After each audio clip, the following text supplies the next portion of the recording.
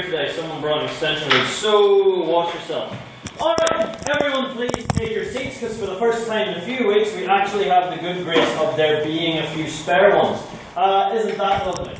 So, as usual, good evening everyone, and you're very welcome to what is, I'm going to call the ninth ordinary meeting of the Literary and Scientific Society at Queen's University, Belfast. So, it is time, as it always is at this time of day, to go over any announcements we have. First and foremost, I would be very pleased to welcome our guest chair for this evening, the Commissioner of the Rights of Children and Young People for Northern Ireland. Please welcome everyone, Miss Koulla Yiasouma.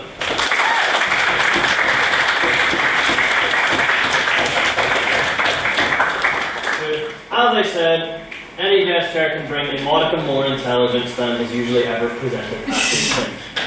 So, any other announcements? On a more serious note, I have to inform you all of Council Affairs, and Social Officer Edmund Doherty, for personal reasons, has resigned his position. So, to inform you all of what is going on, but our social events for the rest of the semester shall be progressing as they were originally planned, and there are no changes there, so do not worry yourselves. The Christmas dinner, which is coming up very soon, this will be on Tuesday the 11th of...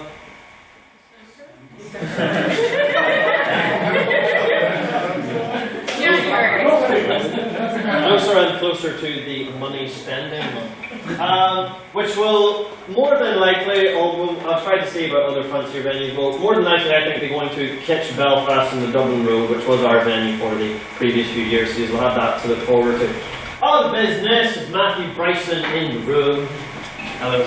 He's over there, look at him, he's looking great today.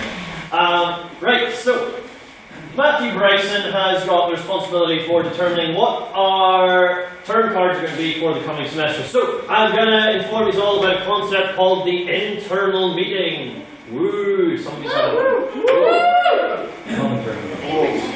haven't heard about it before. That is where we have a meeting where we all gather into a room, which is even warmer than this one, and we bang out what the term card is going to be for next semester.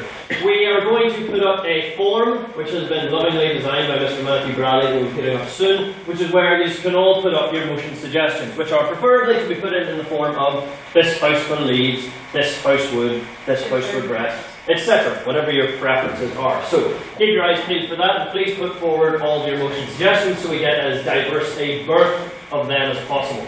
Although, obviously, I just read the form afterwards and I choose what goes on it.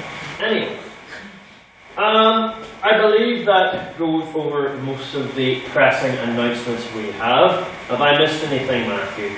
I do not believe so. Do we have training on next week? Next week, we work out. No, next week we're done. Yeah, okay. We do not, but we'll have it soon enough, so if you want to be as good at speaking as I am, please make sure that you attend. I do believe that wraps up. I really need to prepare these announcements before I do them. But since I haven't, would you please welcome up the Meister of Minutes, the Napoleon of note-taking, your secretary. Welcome him up, please. Reading the minutes of last week's debate, which was this House believes sex positivity has gone too far. Taking the floor, Mr. Matthew Bradley.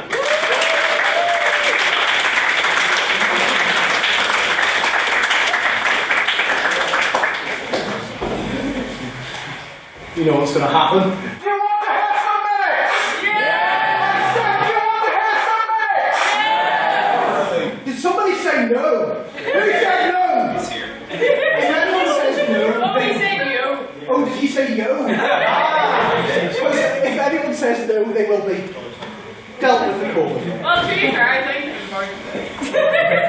Where is Sven? Where's Sven there? I love the way chaos has descended upon the Senate room already, and it was nothing to do with me. So just a wee disclaimer. Actually, I'll save the disclaimer until the end. You've got that to look forward to, don't you? Get on with it. We'll leave the disclaimer later. The 8th ordinary meeting of the 170th session of the Queen's University of Belfast Literary and Scientific Society took place on the 8th of November 2018 and was attended by 80 members. President Dobbin opened the meeting with some announcements, before the reading of a distinctly okay set of minutes. Then it was time for private members' business. Mr. Luke Holmes asked the House's opinion on the arrests made as a result of the burning of an effigy of Grenfell Tower, to which Mr. Shea Glasgow replied that the perpetrators of the video could be charged with a public order offence. Mr. Rowan Wise mentioned Fianna Fáil councillor Saoirse McAnasby's intention to run as a candidate in Northern Ireland, and questioned whether, apart from the Republic of Ireland standing in the north, threatens the constitution of the UK. Mr. Russell then clarified that this announcement was made without the consultation of the party itself, and said that parties who consider themselves Irish should have the right to stand in the north. Mr. Koulla noted the unique status of Northern Ireland as part of the UK, born out of compromise, and Mr. Jake Kieran questioned the impact the introduction of another large party would have on the current political stalemate. Mr. Shea Glasgow mentioned a recent report which claimed the only positive economic outcome of Brexit for NI would be United Ireland, and asked the House whether unionism was on its last legs. Mr. Jack Patton stated that unionism is solely tied to identity and is mostly something people are born into. Mr. Conor McDonald noted that it's tied to ideology, quipping that the override could be handing out €100 notes that still wouldn't change some people's minds. Then, with a very happy face, President Dobbin opened a round of President's questions. Mr. Russell then, embracing the spirit of the night's debate, asked the President to pick any member of the Literific to have an illicit romantic relationship. The answer was, of course, our very handsome technology officer, Mr. Jim Kieran, with Mr. Dobbin citing his lovely smile as a main factor, due to the fact it brightens up his day.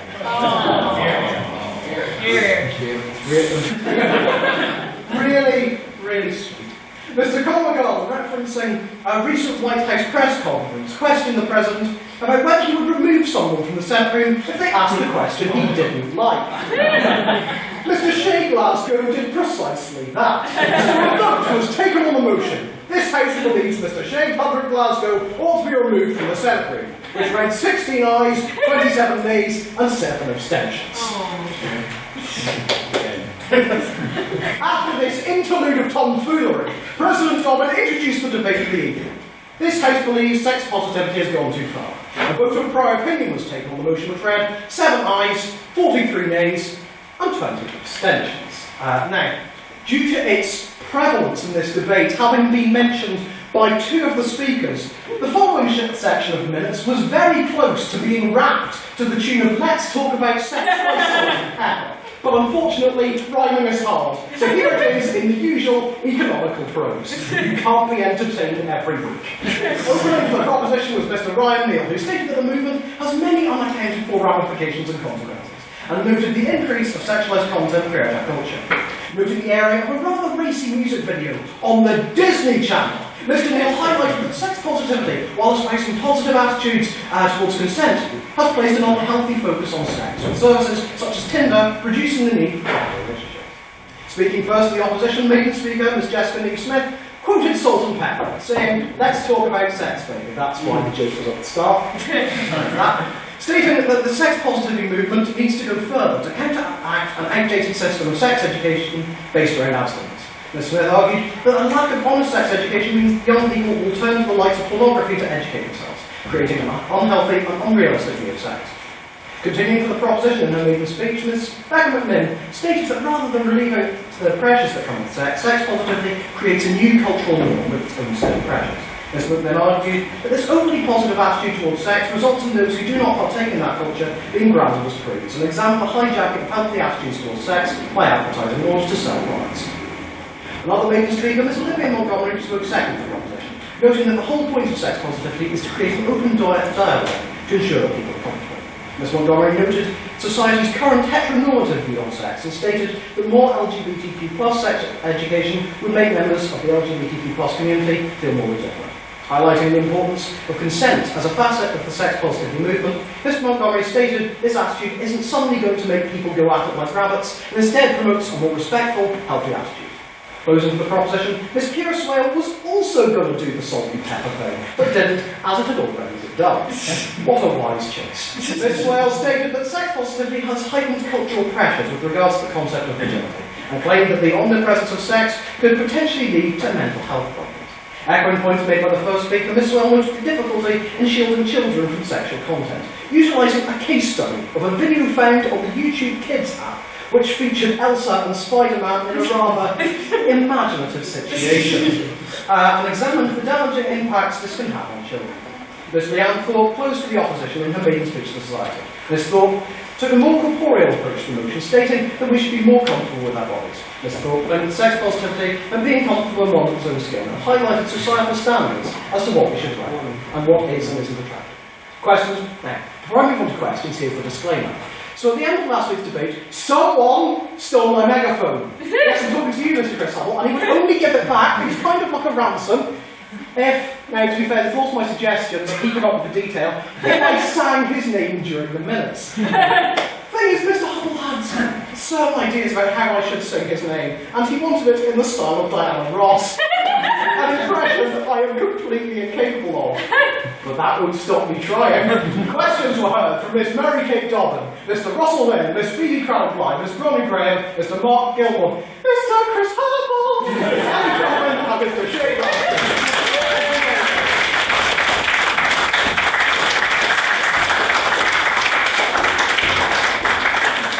I can't help but feel that that round of applause was not proportional to what I did. Which was raise my voice a bit and make it go up and down. But anyway, a binding vote. Pardon? The Brabham. Okay. Technical term, didn't I? A binding vote on speakerability was taken on the motion, which read 16 ayes, 21 nays, and 13 abstentions, resulting in a conclusive win for the opposition. Now I take the minutes as read. Aye. Thank you very much.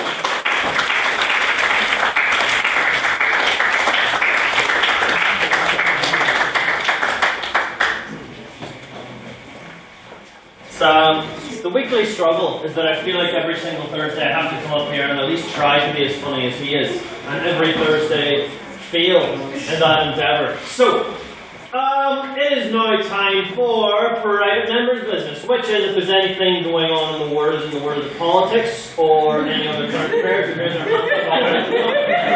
I've already stated, I wonder if there's anything that has happened in the world right now, perhaps in the UK, perhaps in the last 24 hours or so, that people might feel it's worth talking about. So, I'm now going to bring that to the floor for anyone who has something to say. I'm going to go first to Miss Thorpe. There's a recent story on sort of more things, but that UK employers want to put implants into workers for security reasons. Is that such a bad thing?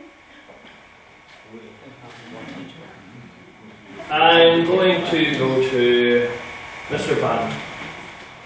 Wearing the hat I normally wear in this case is the token trade union representative. Yes. In the end of the day, while the positive impacts for security, workplace and that kind of thing is good, the ability to track workers in their day-to-day actions. For example, I don't think everyone in this room smokes, but several do. Back when I had a job, I would occasionally sneak out for a cheeky smoke break. Don't think my manager should really know about that. That's probably better without the implant applicator. Well, the thoughts I'm going to go to Mr. Nairn. This is yet another example of the kind of soul-sucking, corporate, dystopian levels of control that major corporations have been trying to continuously implant, quite literally in this case, upon the people who are so unfortunately forced to work for them. We're seeing this rise continuously, in which corporations desire to have a greater degree of control over the lives and even the personalities of those unfortunate enough to work for them. In this regard, something in this vein which equally annoys me is the way in which, to get a job with any sort of major soulless corporation currently, you're usually going to have to face some sort of personality gauntlet in which you must answer their questions to prove that you are a compatible member of their little hive mind. I think this is just another disgusting example of the way that corporate control is increasing, and it's something that needs to be dealt with. Perhaps the real implant was the friend we made along the way. Allow one more piece on this, Mr. McGuinness. I would just like to join Mr. Nairn in calling for the immediate dismantling of capitalism.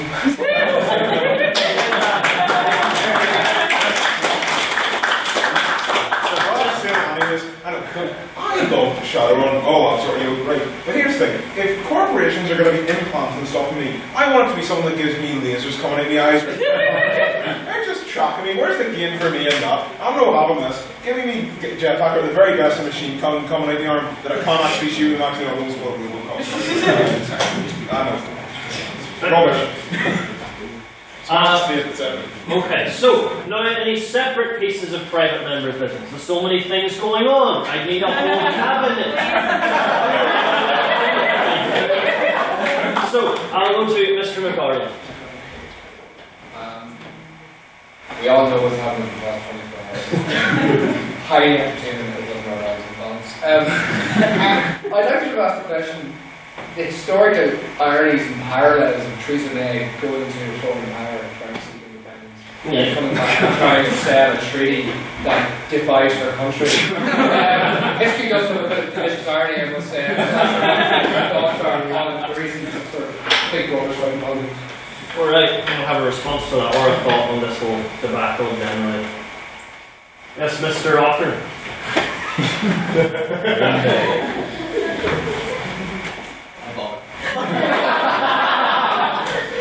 If we were to follow that analogy to its logical conclusion, then surely the analogy for Imogen Blair would be Boris Johnson. Are we therefore going to be saddled with him for the next 50 years? I think he's an argument intelligent for me. Mr. McSparren.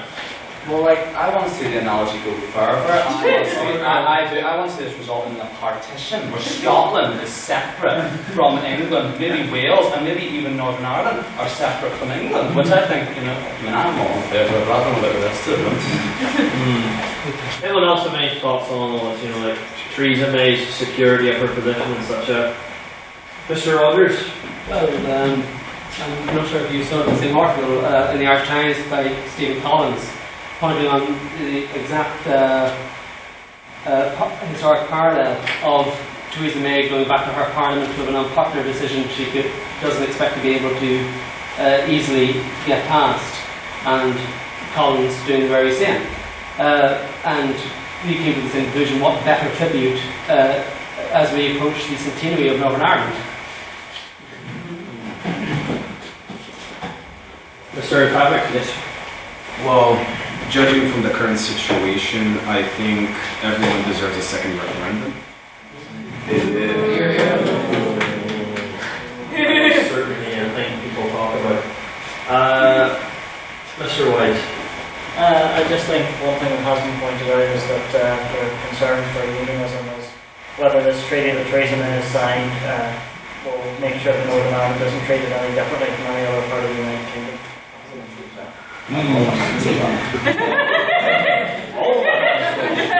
go to Mr. Thayer. From that point, I think that Northern Ireland does require a special status.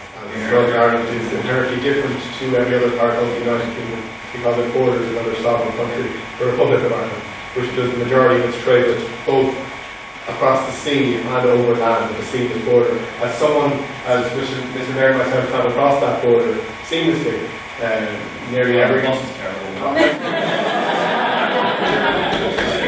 Well, most is terrible. There is no hard border, and we don't have to stop to get our bags checked. And I hope my mum did that continue. You're here.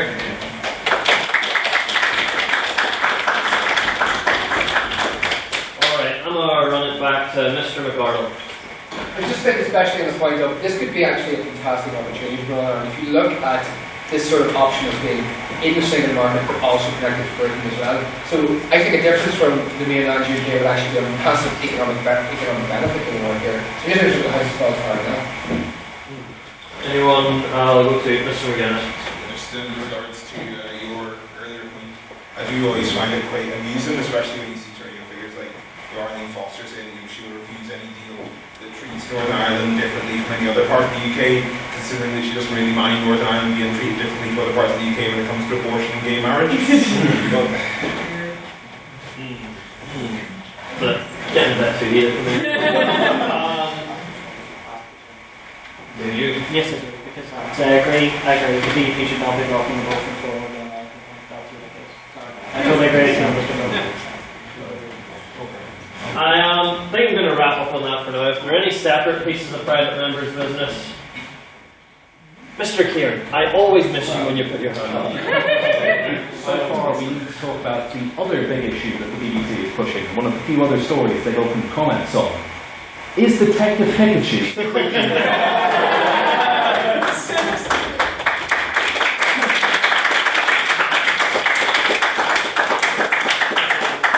That is a brilliant question. You know they dropped 2 trailers for Toy Story 4 in the last couple of days, and no one even noticed.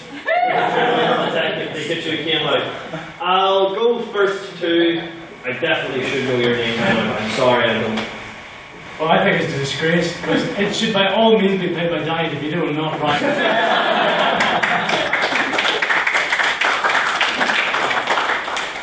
It's mad because I remember them talking about, it was an article or something a few years ago where they said they were making it, but I considered it one of those films that would never actually came out. Yeah. And they just drop on you that this thing actually exists, that I've been wanting when I was about 4 years old. Mr. Glasgow, have you any thoughts? Yeah, in terms of like anthropomorphized whimsical like detectives, Detective Pikachu is actually second best to the DC Comics character, Detective Chimp. Who's a monkey called Bobo that wears a Sherlock Holmes hat and solves mysteries. Like, where's the Detective Chimp movie? Not even you, voice him. This, truly we are the #1 spot on campus for intelligence and right, can I see your hand go up for that order? Yes. Well, I just wanted to point out, on the topic of anthropomorphic, I can't pronounce that word, fictional detective, there are not 1, not 2, but 3 Pink Panther films. There we go. I don't really know where this discussion is going. I'll go to Mr. Laird. So, the really interesting thing, I think, to talk about in regards to Detective Pikachu. And I think the thing that is actually like really worth discussing regarding it, in that Detective Pikachu wasn't really a film anyone was asking for. But at the same time, the mass response, at least for the most part, of people seeing it was, I didn't know I wanted it.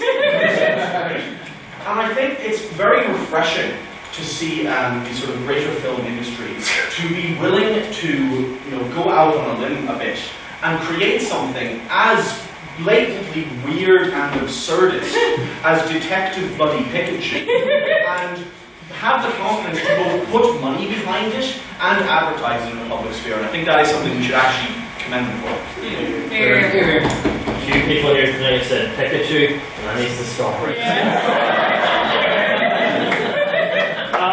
Mr. Black. That is in fact the very point I was going to make. A very rich hand. Who thinks it's pronounced Pikachu and who thinks it's pronounced Pikachu? Because if you think it's Pikachu, you're out of your mind! This is Pika Pika, it's Pikachu!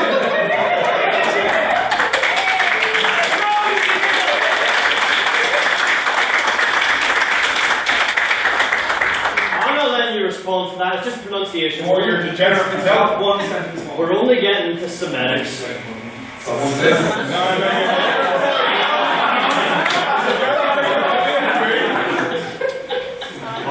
if you have one sentence, I'll let you respond. Are Pokemon nerds the ultimate weebs? No. That's not getting put to anyone. I'm thinking last point on this, Mr. McSparren.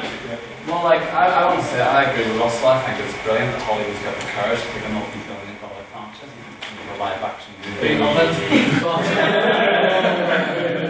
But I suppose, like, can we just appreciate Ryan Reynolds as a voice of Pikachu? Yeah. So can we just appreciate how good a Deadpool 3 reference was? When he kills someone and goes, Pika, Pika, Pika. You've seen the Super Mario Bros. Movie, you know there's a real risk there. Right, anyway, we're getting into territory that is just like far too unrefined for this chamber. So if there are any separate pieces of private members' business, I'll allow them very quickly. Mr. Doherty. I mean, this is slightly absurd, but it's sadly also true. So last week, in the whole chaos of the US midterms, Jeff Sessions was fired as the Attorney General. He was replaced by a man called Matthew Whitaker, who previously worked in smaller roles in the US government. He previously had worked with a company called Worldwide Patent Marketing. Now, some of the things this company tried to make were a time machine, a Bigfoot finder, And possibly the most absurd, and something I should really say, a toilet designed for the well-endowed man. I'd like to know what the people think of this man having spent and received millions of dollars from this company, then going into one of the highest positions in the United States government. I'm cancelling the Literific. There was over. I'm wrapping up the panel. Right. Miss McQuillan. Well, I, for one, have spent many hours searching for Bigfoot, so finally putting the money into it, I'm happy.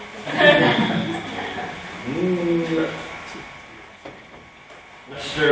McStarr. It doesn't matter. Makes my job easier. Mr. McGinnis. There's not much more to say other than, Trump administration gives disproportionate power and influence to ignorant morons. In other news, ursine mammal defecates in foliage. Right.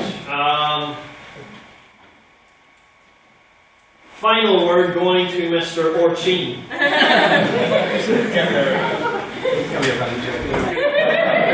think the point on Bigfoot is that we already know what happened. Last year, a great movie was released starring Sam Elliott called The Man Who Killed Hitler and Found Bigfoot.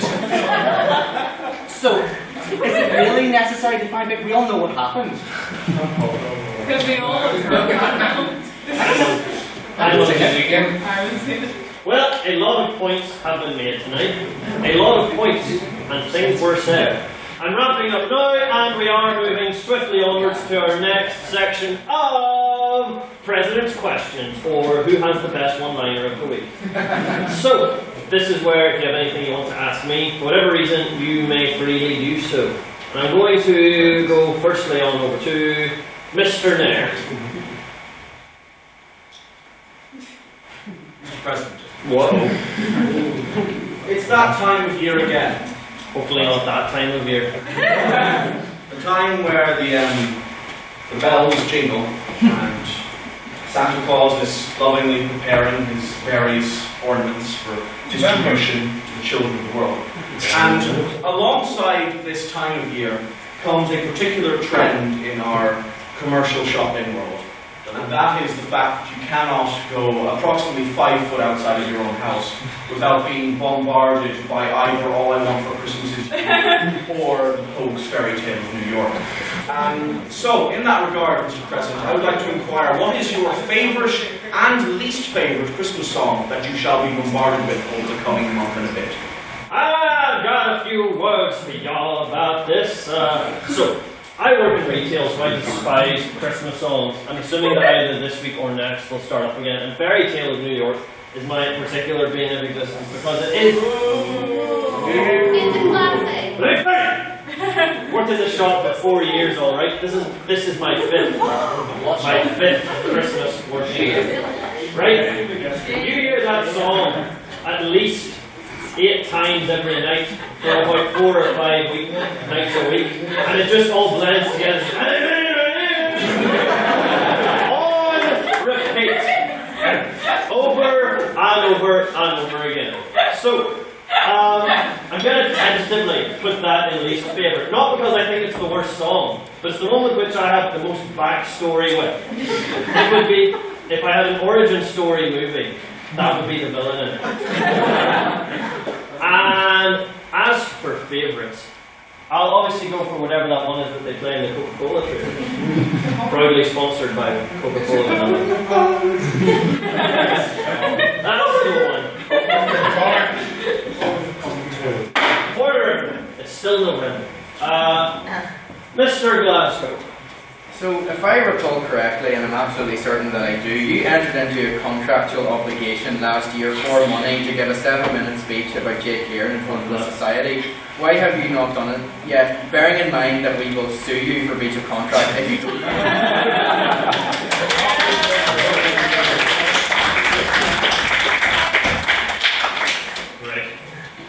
It is a valid contract, I assume. There's all well, you receive money for it, so... As I'm sure you know from your contract law lectures. That's right. You're all right.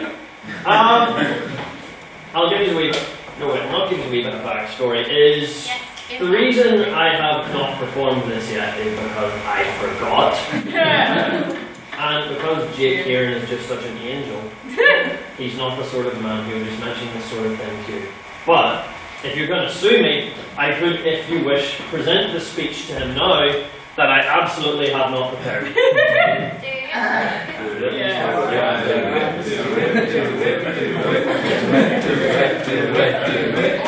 We're going to break formula a bit. So here is my ode to Jake Kieran, which I'm starting now. Ode to Jake Kieran. A little bit of backstory for those of you who are in the know, and so that I can potentially increase the chances that I can actually fill 7 minutes with this. Last year we had a charity council auction, which was a way that we raised money for a charity, which was Drag, the same charity we had last year. And there were a variety of things offered. Mr. Bradley, our secretary, last year technology officer, offered to send any member of the society who was the highest bidder a cheeky text every day for the next 3 months. Last year's outreach officer offered to buy dinner for someone, which I'm just saying, 40 quid later, I still haven't got. And last year's President Calvin Black agreed to be someone's servant for a day, which I don't know if ever actually happened. Because we're all just human at the end of the day. So, I'll tell you what I did though. I was the external convener last year before I was dutifully promoted to the top of this very niche social ladder. I obviously had nothing to offer. I'm a man of little skill, a man of little taste, a man of little talent. But there was one thing I could offer. My voice. My praise. My friendship. Who would accept this gift, you ask? Who would look at a man so dour, so sour? I wish to be regaled and serenaded in word form by him. And there was a boy there. A boy, nay a man, nay a legend. Someone I could say I barely knew at the time. But when the bids were being called, I saw him stood up and the accompanying twinkle in his eye that has comforted my heart ever since. The man's name was Jake Kieran. And what did he give for the 7-minute speech praising him, you ask? It was, and I hope I remember the figure correctly, £35. That's what he saw as the appropriate measure. Now, I regret that up until now I have not given this speech because that he would do this is simply a testament to what Jake Kieran's character is. So now that I've given you the backstory, let me tell you a wee bit about the man himself. Jake Kieran is a mysterious man.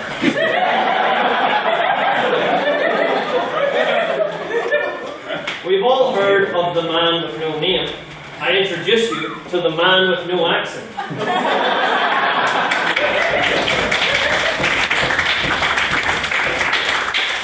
He has journeyed through London, through Dublin, through Belfast, through the savannah, the jungles, the deserts, the tundras, and braved it all with a smile on his face. I was curious about him because I didn't know his character. I did not know his story. But I do know that he is the politest man. Anyone in this room who's ever had a conversation with Jake, you know, he just has this soothing, sultry tone. It always seems to stay in the same octave, but at the same point, the longer he talks to you, grabs your attention more and more. That's his quality. And I remember hearing it when he gave his first speech at the Society for This House Regrets the Reformation. Hearing his speech and being soothed in an almost lullaby-like sense of sleep. Which is why I gave a terrible speech that night, because I was enamoured. This was at a point where I believe that Jake had only briefly flirted with the societies and its ways.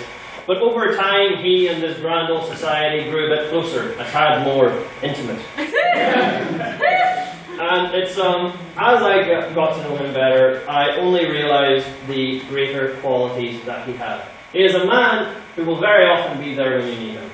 He's there relatively early for his council meetings, and here's the thing about him. I'll tell him a wee story. We record our debates every week, right? And he's the one who records them. And if you go on to archive.org, yeah, is that the one? Yeah, that's the one. Archive.org. You can search for the Literific and find any of our debates. And he has on each one of them about 20 different hilarious tags. I would regale some of them to you now. But if you haven't, you can get your mobile devices or whatever, archive.org, and look at them now. And this is just sort of extra effort that he puts in. And he'd never tell you it was ever there. He'd never brag about it. He'd never put it in his Facebook posts or his Twitter feed stories. Because that's not how he is. He just sits there at the top of the room quietly every day and smiles away, while the rest of us look on and go, fuck.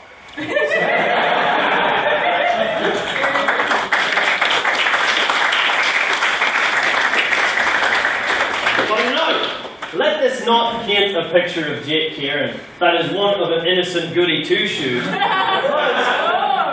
There is a lot more to this man. I have been in multiple occasions in various pubs or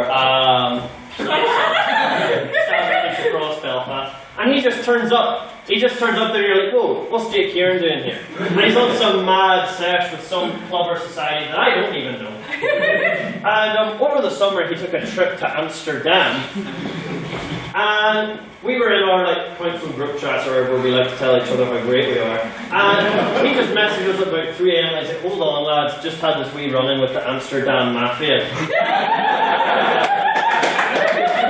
These mad stories.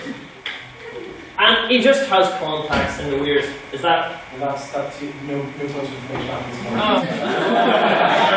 You should have raised your points of information. But look, this is conclusion time, and I hope I've given you something of a picture of who the man Jake Kieran is. I am honoured to consider him a friend of mine, even more honoured to consider him a colleague.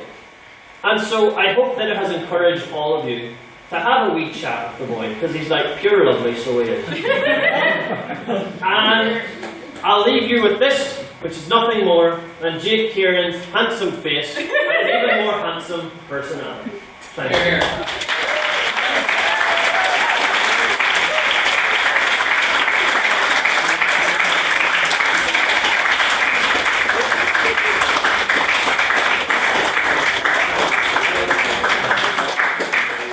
Sorry to disappoint you, we're going to cut off the President's questions there because I'm sure he's listening to me enough. So, now that that's over and done with, we shall, as we always do, go to the prior opinion vote. This is where we all vote on what our opinions on this motion were coming into the chamber tonight. How we feel about it personally. So, I will ask you all if you would wish to vote in favour of the motion. This House believes children are the property of the state. Please raise your hands and say aye. That's a first.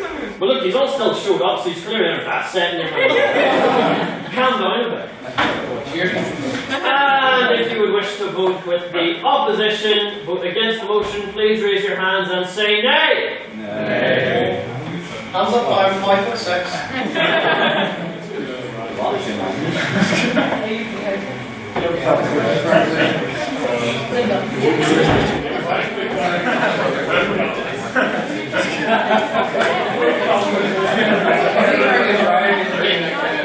I think that's one of the best ones I've ever heard someone say before.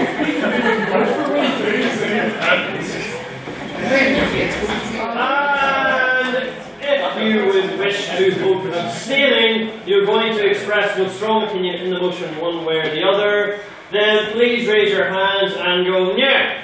Yeah. There they are.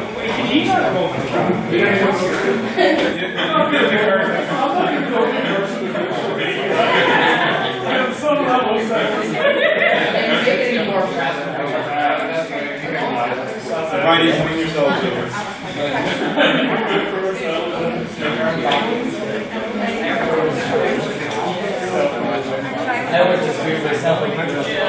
If y'all are in the back, raise your hands higher. Excuse me! Speak! Show me a bit of manners next time. Right. If you would please, Mr. Matthew Bradley, read us back what that vote done did say. On the vote of prior opinion, the ayes were 0. The nays were 13. And there were 12 abstentions. The nays have it then, the nays have it. So,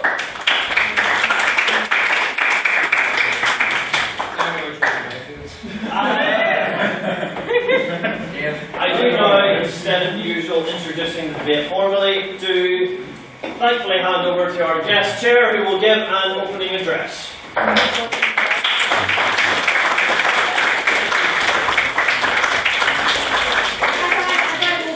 Just to say a couple of things about me. One is I left university 32 years ago, and it feels, having been here this evening, those 32 years have just slipped away, and thank you for that. Bringing me back to my 20-whatever-year-old self. The other thing I want to tell you is this time last week, I was in Orlando sipping butterbeer. And I feel all of you should have been there with us, with our butterbeer and our various Hogwarts experiences. So I am Koulla Yiasouma, and I am the Northern Ireland Commissioner for Children and Young People. See, that's already sent some people into the yawn. Pressure is on you guys here because the debate we could lose now. So if you lose anybody, anybody goes to the eye, boys, you're in trouble. My job is defined by law. Which is to safeguard and promote the rights of children and young people in Northern Ireland. So if we take this motion, this House believes children. So who are children? Let's define, just to get your parameters right, define children. Children, as defined by the law of this land, is anybody up until the age of 18. Up until the age of 17, 363 days. So that's children. There are about 435,000 children living today in Northern Ireland. So that's who you are proposing are the property of the state. The UN Convention on the Rights of the Child that this government, the one in England, in London, that presumably, as anyone checked Twitter, is still standing. Has signed up something called the UNCRC. And the UNCRC says lots of things that I'm not going to bore you with, but it says that it's based on the premise of one thing and one thing only: that children, each individual child, has rights. They own their own rights because they're unique individuals, and that supposes that they're not the property of anyone. That we as adults care for them for a set period of time. I'm not trying to tell the upset people, the 12 of you who really couldn't make up your mind, and then I would question how you got to university. Am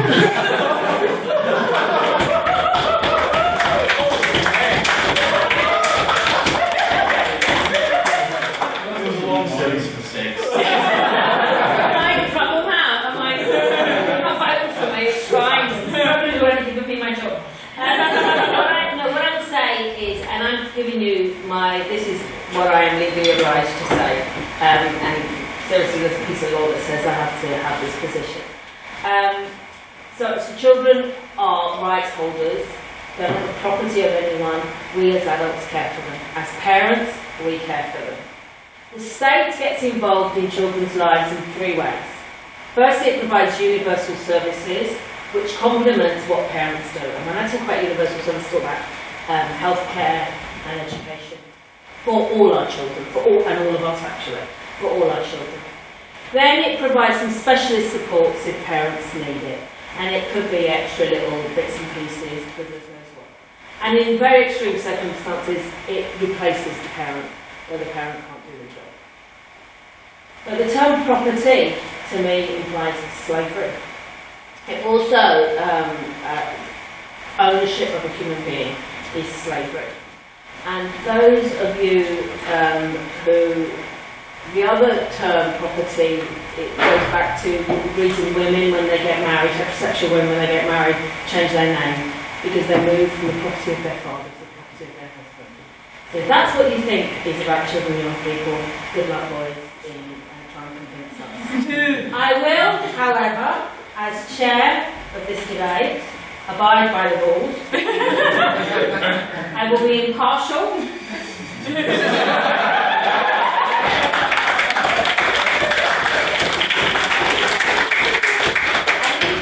Use law, like I said, have a battle on your hands because you've got most of the people on this side and you need to convince the 12 before we get them satisfied. So you are the ones that I will be making sure stick to the rules because they've got an uphill struggle and they will get because I am the queen of the underdog. I will be looking after them.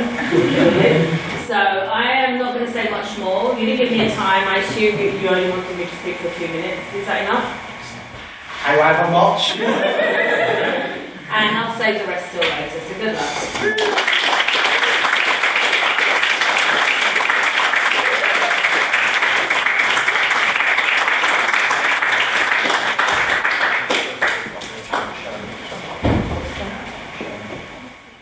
Shan Bajaj, you are now proposing.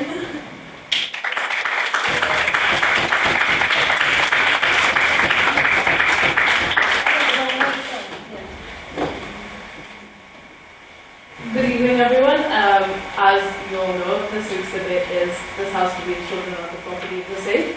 And we, the proposition, are here to argue that children should be the property of the state to ensure a good standard of living for children. Now, firstly, I'm going to sort of do some introductory stuff, define the motion, things like that, and then Karen will sort of speak more about healthcare and education, and Connor will develop on that. Right, getting into it. This motion is sort of, when I was told that I'd be speaking it was explained that it's not the current state that the law has, but rather they should be the property of the state, so that's just an introductory point. Secondly, I think it's really necessary to sort of explain what we mean by property, and the proposition here today is not to say, is going to define the word property as not in the sense that would historically be regarded in relation to humans, which would be slavery. We're not saying children are slaves, we don't want that. And in the normal sense, property is ownership, so an object, things like you buy, land, things like that. We're not saying that either, because in regards to children, we're sort of speaking more about the legal sense, where an adult or the state or a parent or a legal guardian is sort of responsible for their healthcare or their sort of well-being, and that's what we are going to be arguing as they should be the property of the state. But that's the definition that we're working on. So the reason for this is that up until the age of 18, children don't have the mental or physical capacity to make the decisions for themselves that would benefit their well-being and that would sort of benefit their well-being in a way that like they're able to say, right, this is best for me. So that's why they need someone to be able to be like, right, if they're not able to do that, they need a parent or a legal guardian to be, right, my child might need this healthcare, so I sign up on this, and yes, this is what's right for my child, or my child needs an education, I sign up on this, and this is good for them. A child at that age does not understand that, yes, this is good for me and this is what I need for my entire life, so they're not able to do that. So that's introductory stuff. Now, going into what we mean by a standard of care, because I said that our argument is that we should be the property of the state in order to ensure a certain standard of care. So yes, when that standard of care is not met, states should be able to intervene and be like, no, you're doing it wrong, or no, this is not right, and be able to either offer help or sort of a body that children can rely upon. What you're saying is the state should be able to help when the parents aren't capable of doing their job. However, what if the state say its idea of care, we maybe have a kind of very glossy image of what good care is, what the state's image of care, like, is like, well, we'll go strong working in the fields or something like that. But there are some states where that could be a view which couldn't work. So Okay, I get what you mean. Right. Because I'll get onto that, but I'm just going to give a bit of like historical background. Firstly, like historically, children were sort of seen like, as property of their father, and it was sort of a legal and sort of social mentality that you should not interfere within family issues because family should remain behind closed doors, and also things like parents have the best interest for their children, which is not always the case. So that's sort of the historical mentality that existed, but as we've seen in the legal sense, this has changed. The branch of family law and like its sort of its existence to deal with cases that sort of affect children in situations where there is divorce or separation. The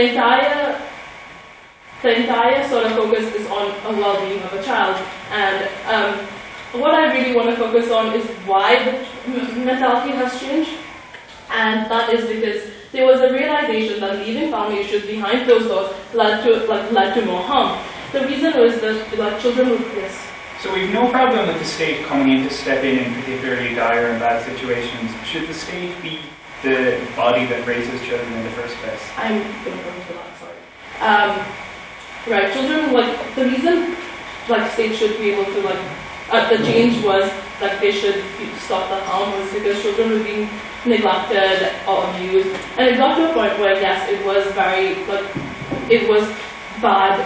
They were physically hurt, like, they could not live a good life, or they were abused, or, like, they were in hospital, or they could not do things that normal children would be doing. That's, like, what we mean by health. Like, if a child can't, is having headaches, or is fainting because they're not getting a certain amount of food or the care that they need, then it's an issue. And if their parents are not able, aren't able to sort of care for them, then yes, like, you should be able to rely on the country that you live in order to help. And yes, what you're saying about the issue of what is harm, that is something that is still debated in the legal sense today, because when the state should intervene is still something that is, like, very much debated. Should they leave it to when it's something so serious, or should they sort of intervene before it can get to something so serious?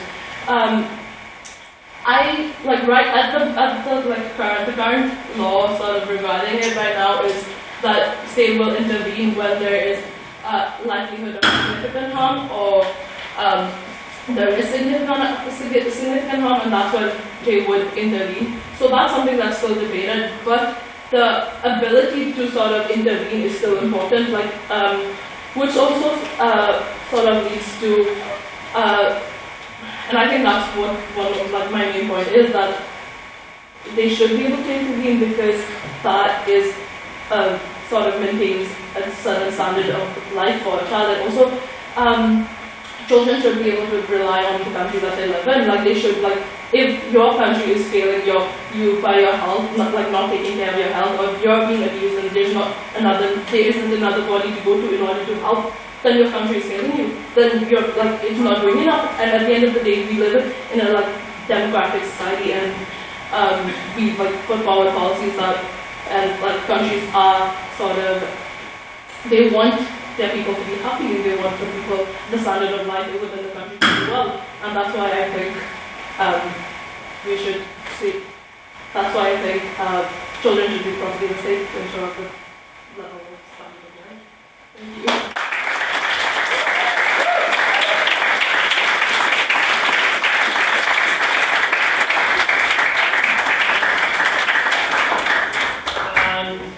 If we could get a second round of applause for was Miss Bajaj's maiden speech.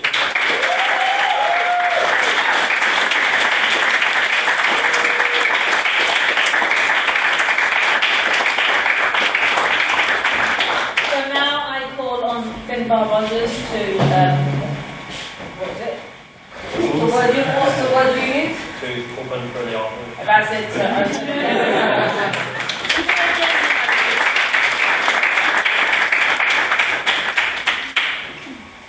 Ladies, gentlemen, and everyone in between, I think we should give the proposition the benefit of the doubt and assume that they are not malevolent communists, but simply misguided liberals. So, as Michelle pointed out, at the core of this motion is a fundamentally good principle. In terms of its application, it is either counterproductive at best or downright sinister at worst. There's a bit of context. Never in human history has the life of a child been better.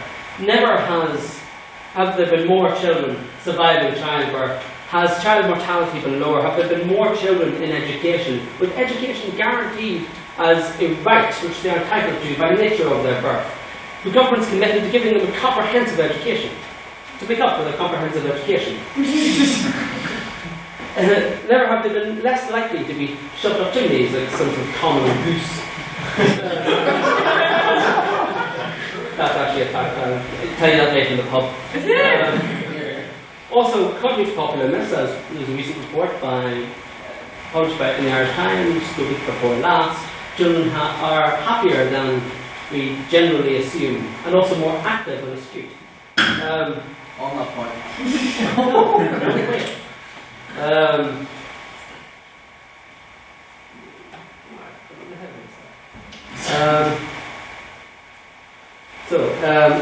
Obviously it'd be foolish not to recognise the value of a social safety net provided by the state. But likewise, it'd be a mistake to elevate that to anything than a more active role. As time and time again we have seen the state assume that there to be some all-encompassing formula for family living, which can enforce itself to bring about delicious living in subjects and citizens. Most notably, we saw that in the case of Desmond Doyle in the Free State. As a result of the Children Act of 1941, after Mr. Doyle's wife left him, his children were taken into care by the Southern NSPCC. As the mother being the primary caregiver, it was effectively criminalised in the state for a father to care for his own children, regardless of his ability and or willingness. No, go away.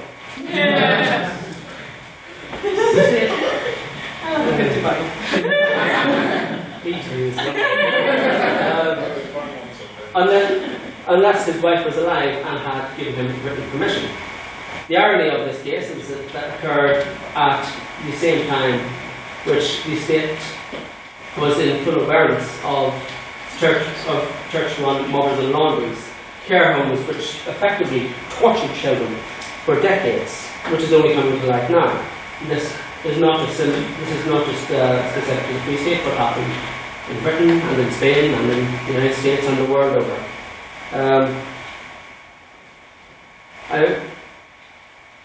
I'm really convinced that this notion is effectively just virtue without anything beyond the appearance of virtue. And I similarly am not convinced anything but the recognition of children as complex and conscientious beings within their own rights, in their own right, is the way to ensure their path to happy and productive members of human society. Just because they may not have lived as long as the rest of us, and they may lack a certain knowledge of the world, does not mean that they should be counted as inherently beneath any other man or woman in law. That is not the way that one teaches. The role of a teacher is not the role of a lecturer standing above and before, it's merely instructing someone, but more of a mutual role than that. It is more of a conversation, far more dialogical. And lastly, remember I wrote all of this in between. Let us not forget that discounting those more serious points I made earlier. None of us belong to any mere mortal government, but we are all the property of God. And therefore, to vote for the proposition, you will all burn in hell forever.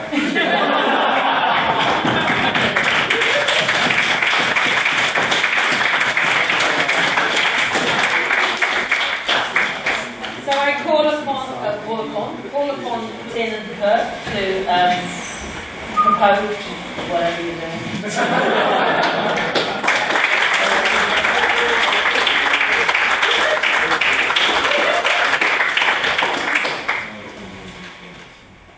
Ladies and gentlemen of the House, guest speaker, Mr. President, Mr. Secretary, just before I get into the main points of my debate, a little bit of rebuttal to the first speaker of the opposition. Although he claims about the high level of education and healthcare and the survivability of children in the modern day, he gets the key point that it is the state that provides the healthcare and education that is led to this group. It is state funding that can support any child-centered services that protects them and ensures that their rights aren't breached, not parents. Past tragedy should not cloud our vision of the future and what the future might hold, and neither should have any bearing on the current state of affairs. Yes, it's a terrible point. Okay. Now to move on.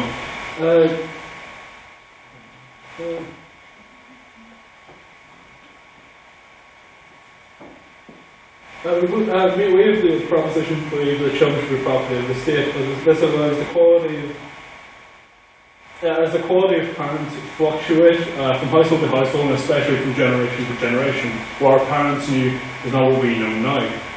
And this allows us to set a gateway to set a precedent of what a child's state of living should be and what the standards parents should meet. The first one I want to address is healthcare and how important the state is in intervening in the health affairs of children. Especially in regards to where parents make decisions which are very concerning. Such decisions where they just deny basic healthcare to their children, deny things like chemotherapy, which are essential for a child to survive. And one such case of this was that of Sarah Hirschberger, who was diagnosed with lymphoblastic lymphoma, a progressive form of cancer at 10 years of age. After a very strong, positive first phase of chemotherapy, the grueling process took its toll in the second phase, and the parents panicked by what they saw as suffering and decided to stop the chemotherapy treatment, which could result in the child dying. The state was then forced to intervene, and instead of pretending the state should be allowed to just force this treatment to take place, they instead appointed a level-headed guardian who had the interests of the child at heart, and more importantly, wasn't just a puppet for the state, that they could just say no to the treatment if it wasn't the right way of doing it. After this, although preventing important treatment is a dangerous thing in itself, the opposite can happen. In many cases we've seen, especially last year, where parents were forcing unnecessary and experimental treatments on their children, especially in the case of Charlie Gard. It was unfortunately left brain damage, blind and deaf, and his parents were still trying to force a fruitless treatment which was going to have no bearing on whether or not they would survive. And the state again stepped in to enforce that although what they wanted was there within logic, they couldn't just give up. It's admirable they wouldn't give up on the child. But it's more important that the child's suffering has to be taken into account, and although they portrayed the state as killing their child, it was more of an act of mercy than an act of murder. Although it can be seen as admirable, the consequences went well beyond the case of the child. It more importantly affected the actual healthcare system. The already stretched out staff of Great Ormond Street Hospital had to deal with protests, death threats, and almost assault outside their place of work while they tried to provide life-saving treatment to countless children. Now to move on from the legal tangle between parents and the courtroom and medical professionals to something a bit less controversial: anti-vaxxers. But the rise of vaccine skepticism and extent laziness of parents, for lack of a better word. We've seen re-emergence of such deadly diseases and concerning conditions such as measles, which was thought to be eradicated in most of Europe, and especially in the United Kingdom. But now, in the last 6 months, we've experienced 41,000 cases of measles across the continent. More than any 12-month period for the last decade. In England and Wales alone, in that same 6-month period, we've experienced more than double the outbreaks seen in the fall of 2017. And why, you might ask, would this happen? Primarily put down to parents being, as I said before, a lack of a better word, lazy. Without having experienced the blunt force effect that was covered by the MMR vaccine, and things like whooping cough, which could easily decimate a generation. They're simply become ignorant how powerful vaccinations really are. And unless the state intervenes, the consequences could be dire for the years to come. Go away.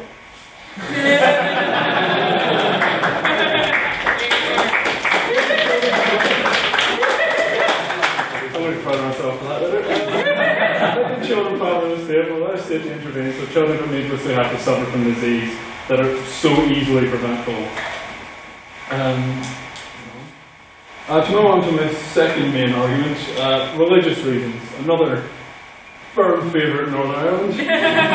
Across the UK and the wider world, you see religious beliefs being enforced in young children who most of the time have no real understanding what they're basically signing up to. Some of these face kind of ridiculous restrictions on what a child is able to do. Dietary restrictions, what they can do on certain days, etc., depending on how extreme some parents are. I personally knew a woman whose parents refused to let her watch certain TV shows like Harry Potter because they were worried that it might teach her witchcraft. I go on. It's Harry Potter. I think we're going to accept. Well, actually, I just want to see the reference. Well, I mean, witchcraft. I mean, it could be a thing. I get your point with the experiment. Godkin instead of the doctor. Legitimately on that point. Yes, go ahead. Oh no, go ahead. Order, please. Those you think horribly suppressing and harmless compared to other restrictions. Jehovah's Witnesses have been known to refuse their children receiving blood transfusions, leading to the well-known death of a 15-year-old boy in England not that long ago. These restrictions of forced beliefs have a profound impact on wider society and the upbringing of children and education, as well as the beliefs that they adopt in their view of the wider world. Here in Northern Ireland, religion has been used as a constant tool to divide the people, and I believe that the state, given more power to intervene in the everyday lives of children, could mitigate the influence of toxic parents and forced beliefs. That we could potentially see a reverse in attitudes with the sectarian beliefs in Northern Ireland electing a past where they belong, and hopefully the mistrust and hatred that currently comes with these beliefs will be left behind also. With advertising, another point in Northern Ireland, with advertising campaigns against paramilitaries, in some cases direct intervention, the state could impede the grooming and pressurising of young people in Northern Ireland by paramilitary and drug gangs, and encourage young people to come forward in the face of intimidation and remind parents of their duty to protect young people from such. Thank you for listening to what was probably rambling and ranty, and I hope you vote for the proposition.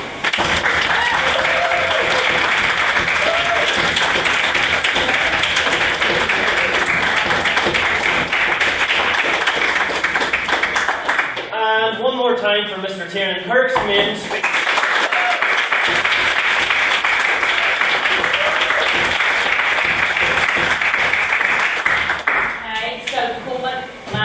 Against the proposition.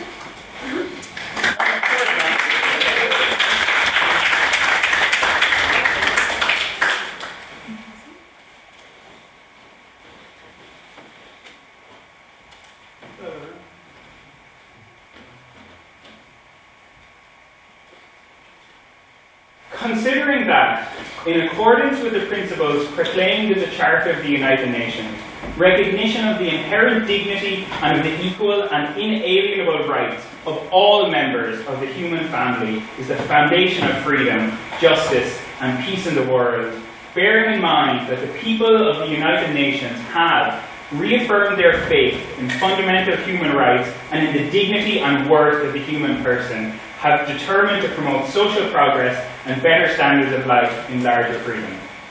Which I've been right. But so begins the United Nations Convention on the Rights of the Child, which is the most rapidly and most widely ratified human rights document in history. So if there's anything that can be said to be universal among people from every culture known to humankind, it is the aspiration that we hold to cherish and protect our youngest members, which we know is shared across the proposition and the opposition on the House tonight. So, chairperson, friends, members of the Literary and Scientific Society, which I should actually probably combine friends and members of the Literary and Scientific Society. But anyway, ladies and gentlemen, in opposition tonight, we are here to repudiate the state's claim to our children. But do not mistake us as seeking to uphold the lordship of parents only over their youngsters. We are not intending to trade one master for another, It is our case that each and every child enters this earth a free soul, property of no one. That is to say, children are not the property of the state. It is actually the state that is the property of our children.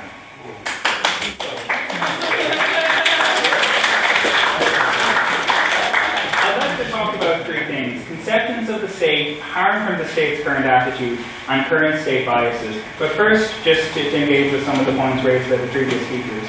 So we don't mind the state intervening when there are particularly egregious and exceptionally harmful situations for children. It's not the case that the state can never intervene. But I suppose we would argue that for children to be the property of the state, it means more than that. It means that the state is the default or the natural parent of the child. I think just having the state merely intervene doesn't necessarily make somebody the property of the state. I really wish I had thought of that state of affairs statement.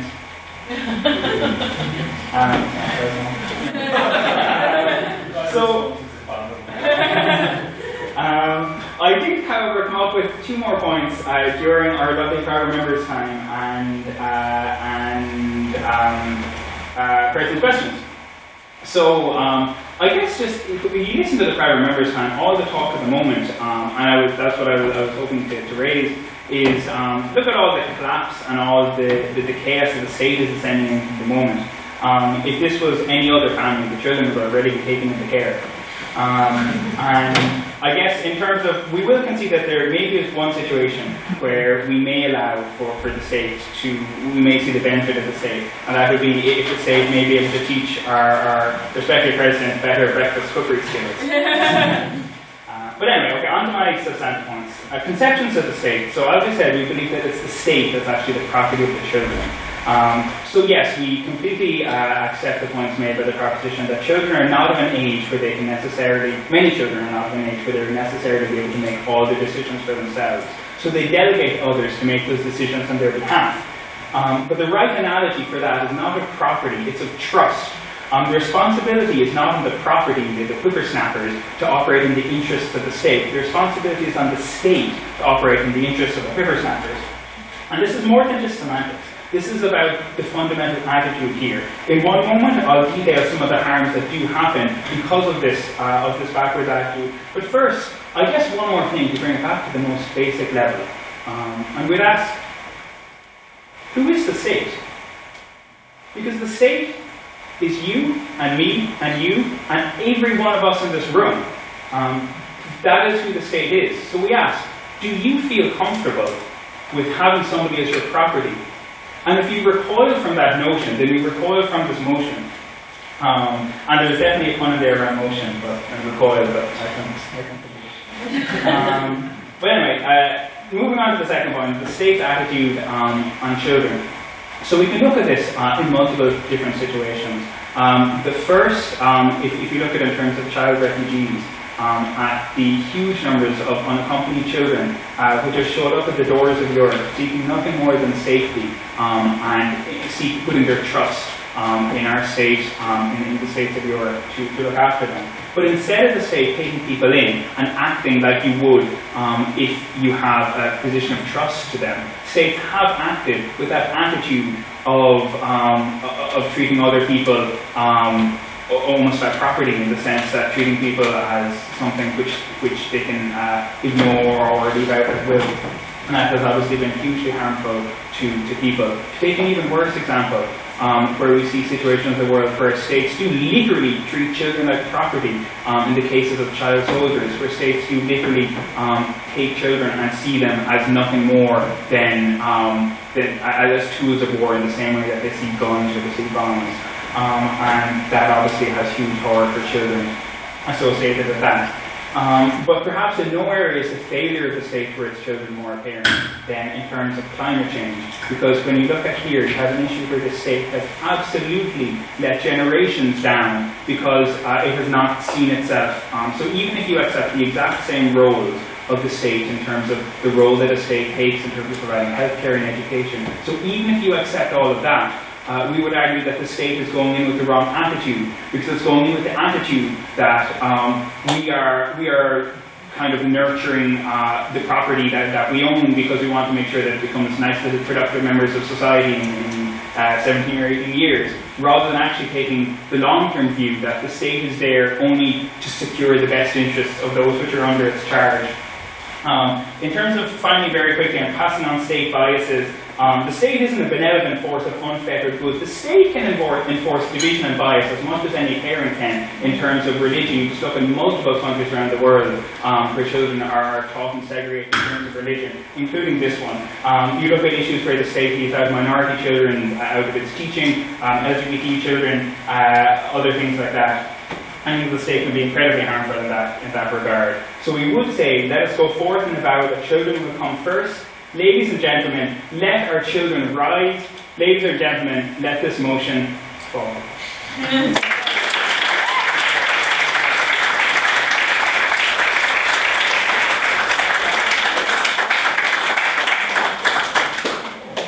Right, Conor McCardle will now follow that.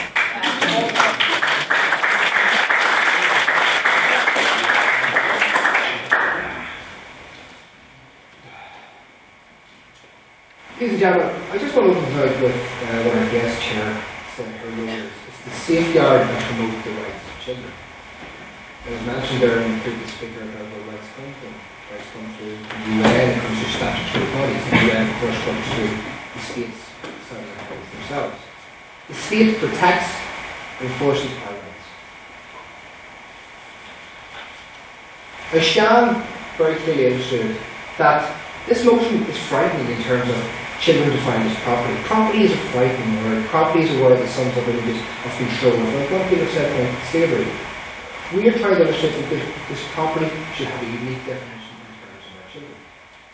This is not about the previous states of the law. There have been many issues and examples of previous states that have let their children down. We are trying to outline the future state of the law.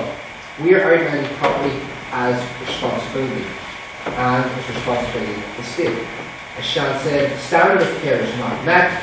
States should intervene. They should have the right to intervene, and they should have the right to intervene on the most efficient and most effective measures necessary. And we argue that by defining children's property in this unique sense, this allows this to be done with the welfare of the child at heart of the issue. Yes. I don't think anyone's arguing that the state shouldn't intervene in egregious cases, bad or egregious cases, but I think what the core argument is whether children assigned in those cases are inherited property of the state, and whether the state should be play the role of the parent more so than their actual parents. If I can maintain your point and come on to later on, I have certain But Finbar outlined that the thought of children's property estate is counterproductive and feels sinister. And there is an element of sinister using countless examples of history with people have been used as properties. This is not one all-encompassing formula. However, it's a unique answer to our current issues that we face today. Now, it was also stated that this was virtue. This is not virtue. This is simply legal pragmatism.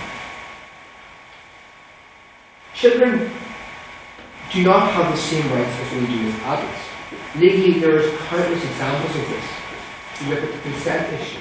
You look at the issue of children who have been tried for crimes. They are treated differently because they are children, and we all know why that is. Cameron outlined the benefits of the state, the many benefits of state intervention, which is clear. And one point we're trying to make as well, in a manner of speaking, legally, the state already has proprietary control over children. You look at the case of the Evans. The state refused him to travel to seek medical treatment. That was stopping parents doing what they wished for their children. That was proprietary control. And past tragedy should not have an impact on our future development of legal. Anti-vaccine, religious issues that have detrimental effects for the child, these are all key examples of why the state should have strong proprietary control. Cormac, of course, outlined the UN, the dignity and the inalienable rights of the children. There's nothing in that definition that defines the state the right to proprietary control in this unique definition. He said the state is the property of the children. If anyone's seen the developments today, they feel like children are in charge of the state. And the reason why that joke works is that children are not adults. They do not have the cognitive function to act at that level yet. What we must do is safeguard the children so that they can thus inherit the state. That when they inherit the state, they have had the right upbringing and the most successful upbringing. And what do we mean by the state? Of course, also that we are the state. The children are the state. We are the people of the state.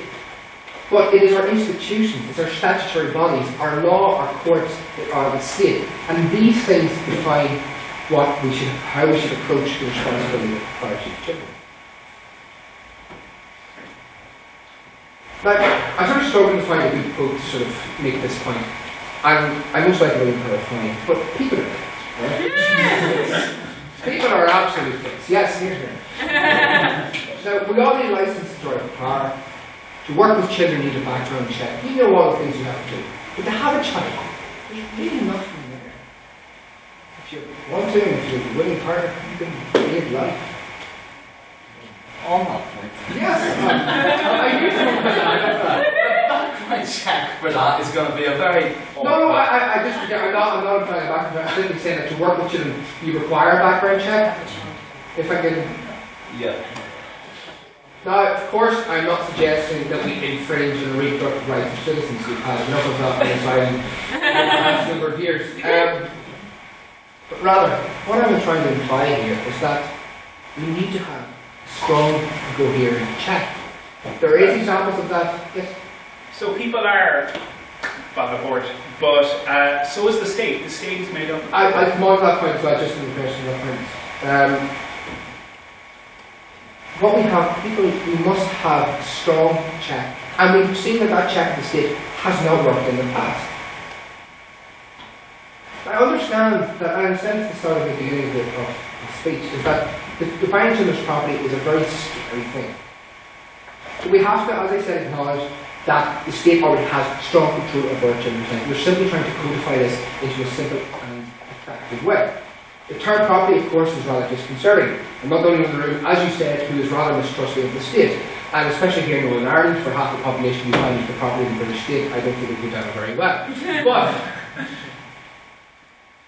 we must acknowledge that while parents, of course, have the primary role in bringing up their children, children cannot be their property, but they must be proprietary rights belong to the state.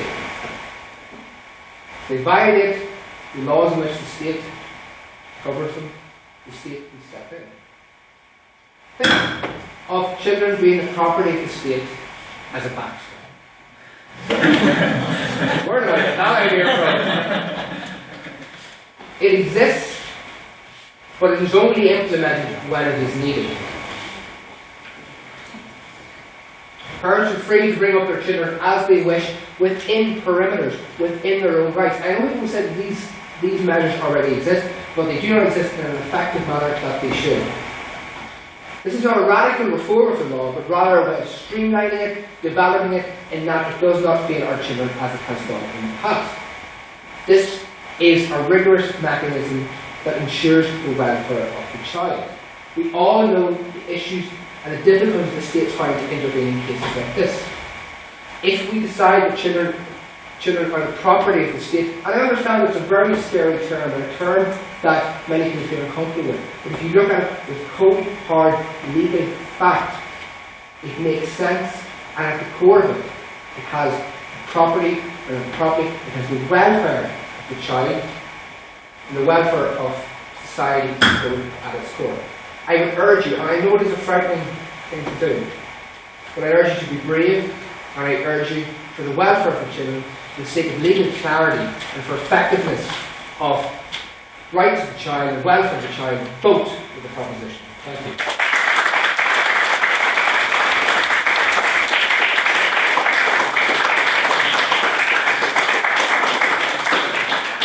Okay, Tom McGuinness against the motion of proposition.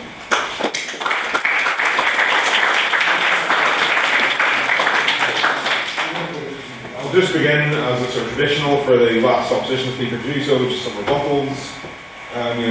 John, you had mentioned the states' right to intervention. All three speakers mentioned the states' right to intervention. I feel compelled to point out that's a right the state already has. We are talking about a theoretical new version of the state's behaviour towards children, where they are the outright property of the state. And that is a different state of affairs from the one we currently have. The one we currently have is, could be improved, but is working. And then Mr. Kirk's point. I have to say, I agree.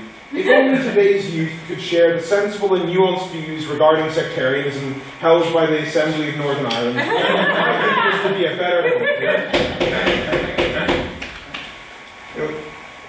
and children are indeed different, but as a great man once said, children are basically just humans with less experience points.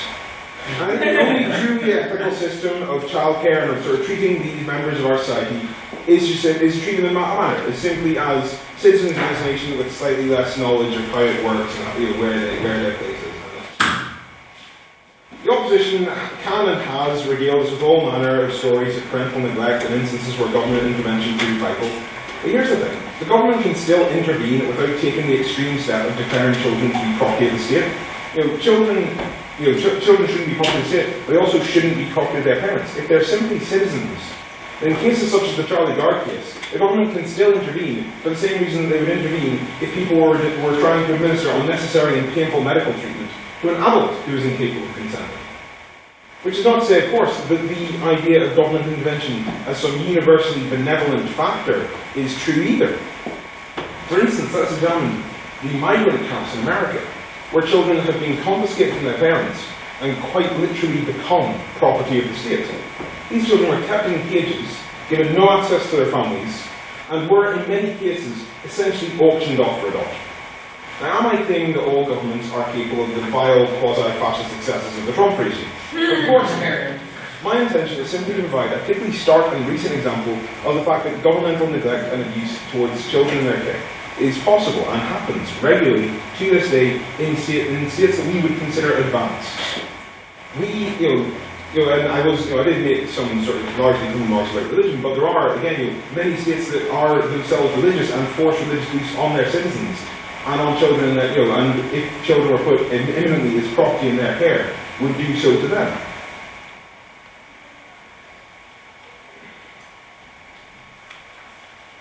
To leave a child's well-being up to the all-too variable factor of their parentage would be frankly irresponsible.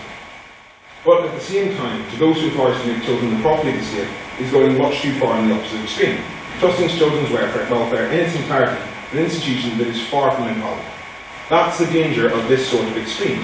Mr. McArdle mentioned this idea that governments are more reliable than parents because there is that element of accountability within a government. But if the children are the property of the state, surely there is less accountability. There isn't room for accountability if they are the absolute property of the state. What place would we have to dictate to the government what they can do with their property? We can elect different governments that might act differently, but we can't.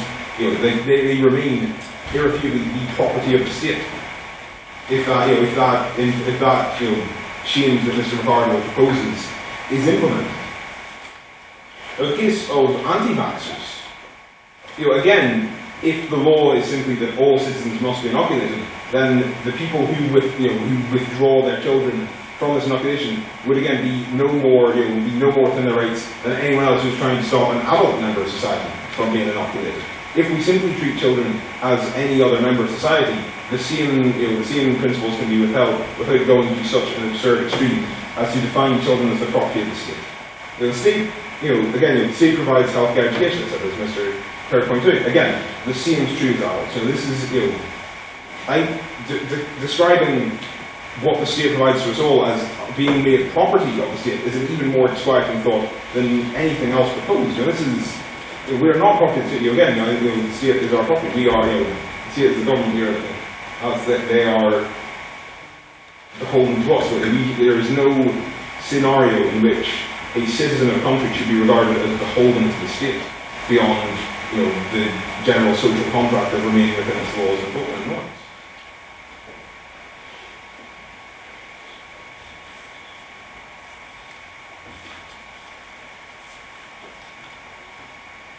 Yeah, so I think while absolutely state intervention, state education are all very valuable factors, we should not go so far overboard as to define children as property, as to define anyone, any citizen of a state as property.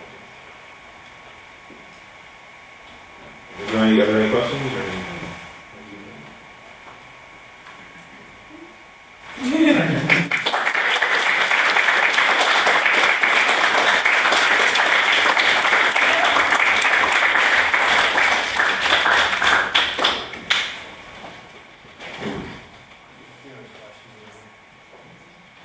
And if I could please invite you all for one final round of applause for all our speakers this evening.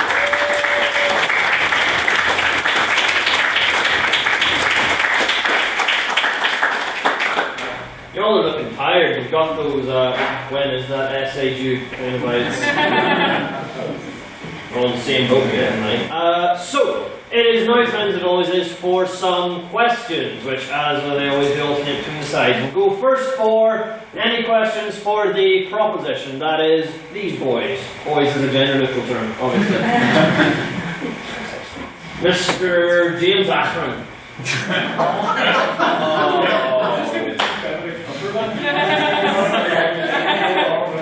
Is this the new room for? Okay, between 1876 and 1990, Native children in Canada were probably placed under the care, so to speak, of the state. In line with the Indian Act of 1876, this created a so-called Canadian Indian residential school system. After a while, this was made compulsory for Native children to attend, and around 30% of Native children were forcibly taken into the care of this institution, but without the approval of their parents. These skills, which were deliberately built into the were made to ensure less home visits, ensure that they would be assimilated into civilized culture. From this assessment, around 2,000 to 6,000 children may have died as a result of mistreatment and sexual and physical abuse. Now, I'm not trying exactly suggesting this is what the proposition is proposing at all. However, I would like to ask the proposition, do they feel that the state might not, in some instances, have the best interests of children at hand? And if so, what would those instances be? I think, sort of as we sort of see in this debate, that there's numerous examples of state atrocities in terms of dealing with their youth or dealing with sort of how they look after children. What I sort of want to point out in terms of what the propositions are here, this is a new definition of propriety for the children. And we have to have faith in our statutory institutions. But that's not to say that statutory institutions sometimes fail as they often do. But just because, for example, the court system, there's, as we've seen in the British court system, there's really miscarriage justice. You don't actually use faith and you reject yourselves from it. So I think it's a very fair point to bring up. But to look back and to look, you can find numerous examples. But what the propositions are arguing is that we need clear proprietary definition. And in those proprietary definition, unless we're dealing with the law, we can perhaps put in something that would sort of protect against these disparities of sort of looking after children. Anyone from the opposition wish to respond to that? Yeah, I agree with what was said, and I think it leads into the fact that states often will have this kind of conception or idea of what children should be, and any child which doesn't fall within that kind of general view ends up suffering a lot. So you have in situations in Canada where you have First Nations children, but in multiple different countries around the world where anybody who is a bit different from an ethnic or national minority, or for any reason doesn't fit in with that official narrative, sometimes it can be pretty bad in the States when the state is controlling everything. All right.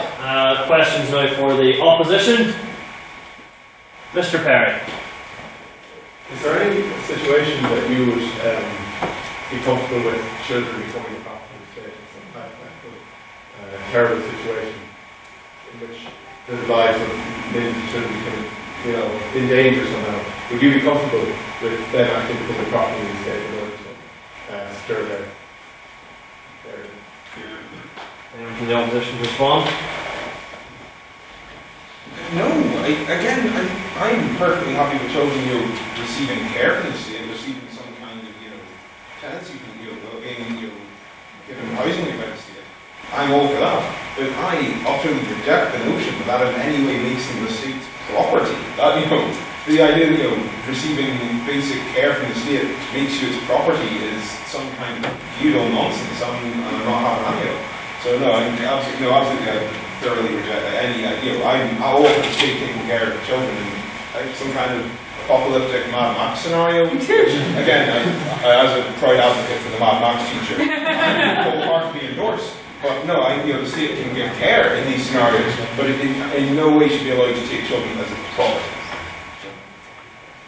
Do the proposition wish to respond to that? You don't have to. You completely have to respond to these things. I think sort of this very sort of niche. You said that children property receive these rights. But by defining them as property, we are giving it an easier mechanism in terms of defining these rights. And as Jude said, there are times of crises. Then defined as property to make it far easier for the state to see how difficult it can be for the state to intervene in cases of the welfare of a child. And these outdated and old mechanisms do not fit anymore.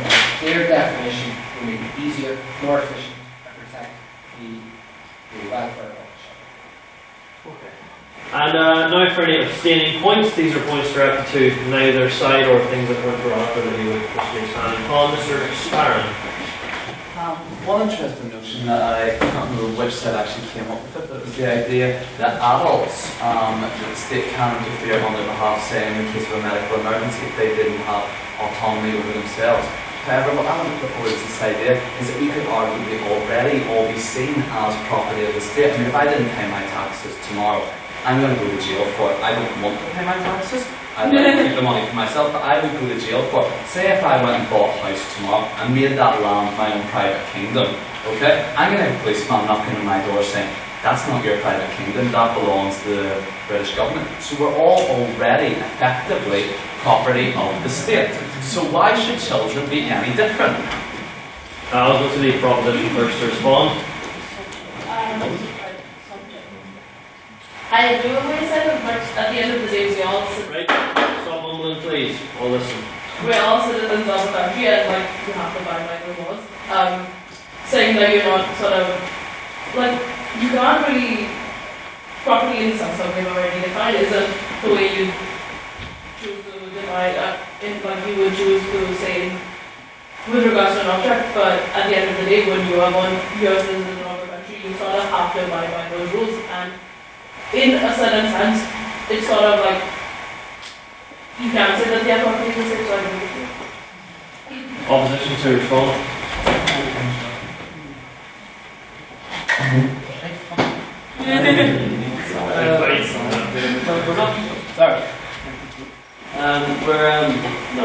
We're not property of the state at all. We have a contract out with the state. The state is the enforcer of that contract, not the benefactor of it. If you don't pay your rates, or if you go and occupy next door's living room, the state cannot then it does not. I didn't sign it. It's by nature of your birth.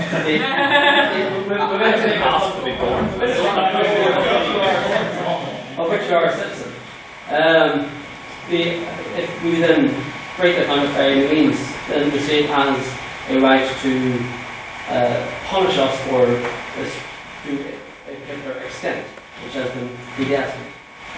Also, another little niggling thing that I just want to point out: the state don't own the house next door to you; they own the ground 6 inches below it. It's a strange market property law. We always look at it in terms of width, not in depth. If you own land, you only own top 6 inches. Every company, unbelieve that, in the UK is owned by the Queen. Social contract theory is like its own kind of worms. Bad news is the society is officially running out of coke for now, but since there might not be the appetite for it in the room, but if anyone has any other questions for the proposition, Miss Graham.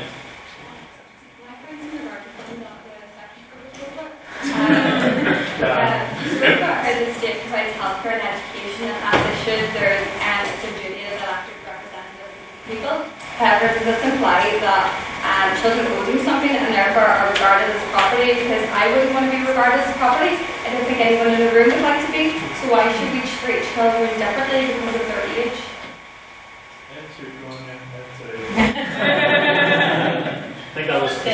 directed towards you, Mr. Kirk.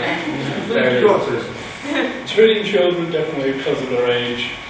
Yes, age can be seen as a number, but there's a massive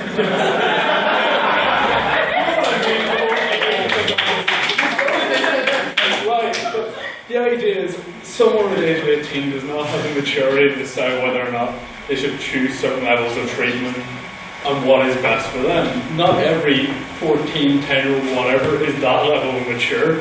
I know plenty of 20-year-olds myself aren't that mature. So to then say, oh, we should treat them differently because of their age is the sole reason we probably should treat them differently, because they don't have the life experience to know any better.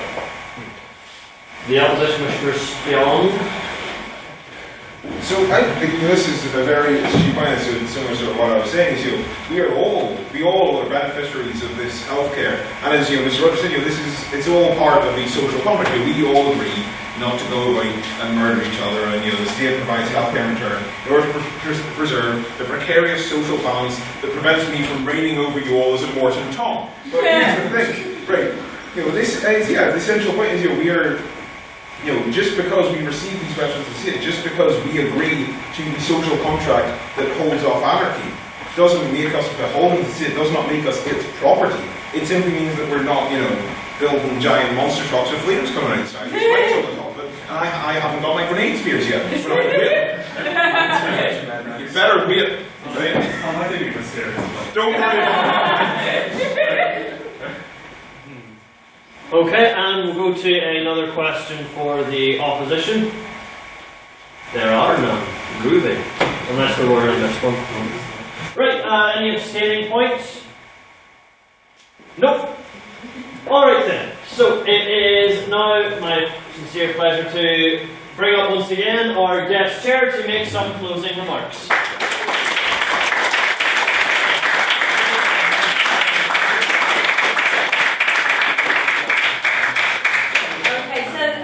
That was an incredibly interesting debate, and surprisingly so, not as clear-cut as I had anticipated, so I wish to congratulate those of you who supported the proposition.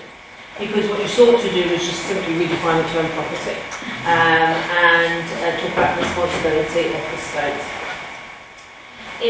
So we trotted, we had really interesting discussions with regards to the responsibility of the state to provide children and young people with a reasonable lifestyle, with decent healthcare and with good education, and healthcare being quite something we dwell on quite a lot.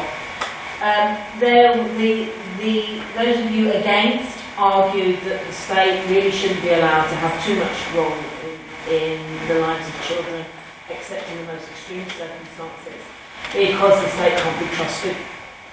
And you provided numerous evidence, both historically and currently. I'd like to say one thing about the example given of the United States of America, which is that one of those of you who were again the motion reminded us that the United Nations Convention on Rights of Children is the most ratified human rights convention in the world by virtually every single country of the United Nations bar one.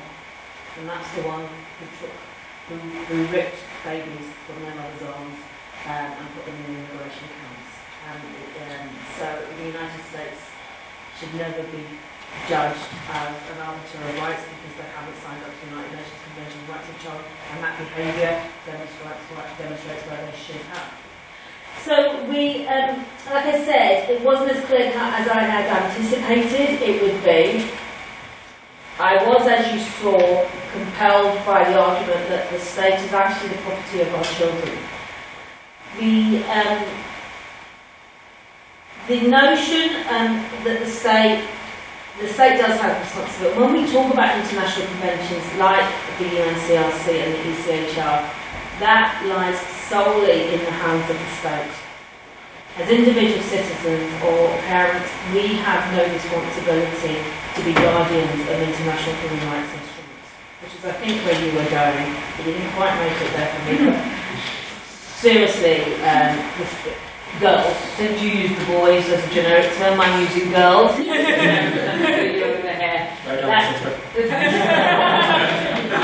gender has been clarified. argument. Whether, and I ask those of you who are about to vote for or against the motion, whether they've argued that we are having a different, that we need a different context or different dispensation remains to be seen. The other thing, and I didn't make enough of a point of it at the beginning of the argument, people like me, national independent human rights institutions, I am an institution, remember that? Oh, hi Tara, I am an institution. Bodies like mine are there to provide oversight and accountability for the state in their discharge of international human rights functions, as are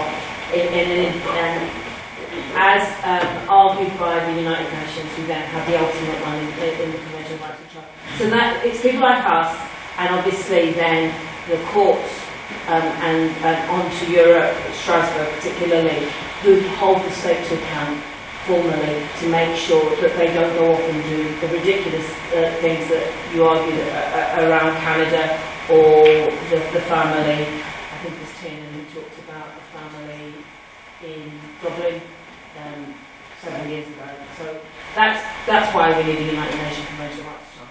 So, in the interest of speed, what I would say is the arguments have been very well made. You need to vote on whether you think that they have argued that property equals responsibility, and this notion of propriety, remind me what you called it, proprietary control, is one that we wish to move toward, or whether we keep to parents and families look after their children and are assisted as and when the state, as and when it is required, but the extent of the role that the state has a role in family life can be defined at another time. So it's not as clear as I thought it was, so fair play, that the girls on this side of the table, using the term, made an excellent argument too. So good luck for those of you who are voting. And vote, I just want to say one thing about voting, in view of Brexit and everything else. I don't know whether any of you were voting at the age of 16, or voted, sorry, at the age of 2016 when Brexit was the referendum happened. But there was one group of people that didn't vote enough were 18 to 24-year-olds during the Brexit referendum. Please, whatever elections are down the road, we've got local council elections, whether we have a second referendum, it's likely we're going to have a general election for the UK government. Please, please, please vote. You lot have to vote, because if you're not going to repeat the mistakes of my generation, we need you to go to the markets. So thank you very much.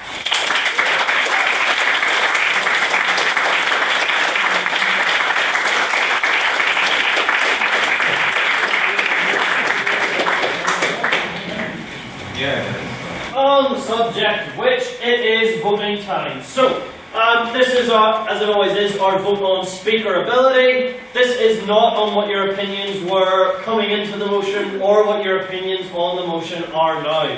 This is about which side we believe collectively collating them gave the better or worse or equally bad or good speeches. So, and this is our binding vote, so it's members only, so please get your membership cards. And I did mention this last week, but if you are a paid up member and you don't have your card, you can still stick up your hand, and if I know you've paid, I can still count you as well. It's easier for the card, but I can also do that, so stick your hand up if you're paid. Right, so, on the binding vote, on the motion, this House believes children are the property of the state. If you would like to vote for the proposition speaking better this evening, please raise your hands and say aye. Aye.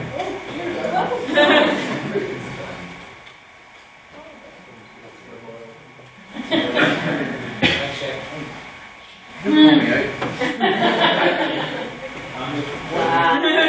That's fine. I was thinking of abstain, but you are my friend. Stop me on the side. Right through my heart. Shut up. I'll abstain. So, and if you wish to vote in favour of the opposition that they spoke better, please raise your hands and say nay. Nay. Thanks for you.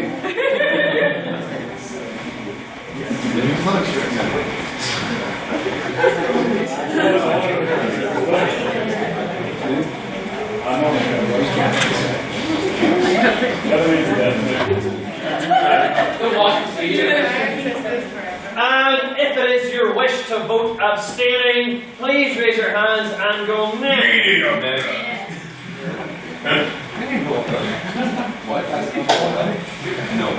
James is very much. Oh, you're friends on that team. I vote your vote. Alright. Silence, all of you. Right, so it is now time to welcome up for one last time the Archdeacon of Archiving, Matthew Bradley, to read me back the vote.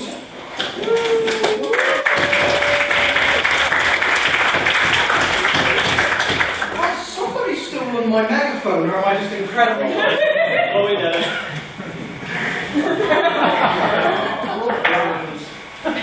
The ayes were 16, there were 22 nays, 5 abstentions, and I don't need a megaphone! The nays!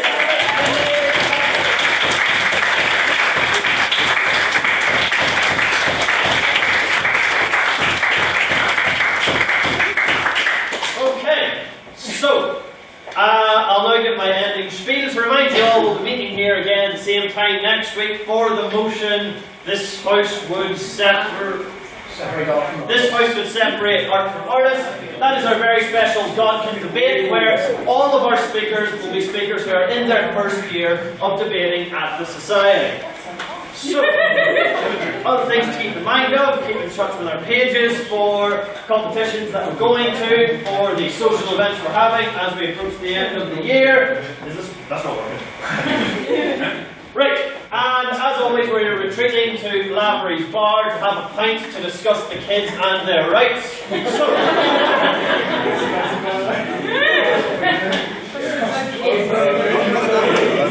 if you're a fan of socialising, that's the place to be. That was very first word. At any rate, that's all I have to say for now, and I do joyfully declare this meeting to be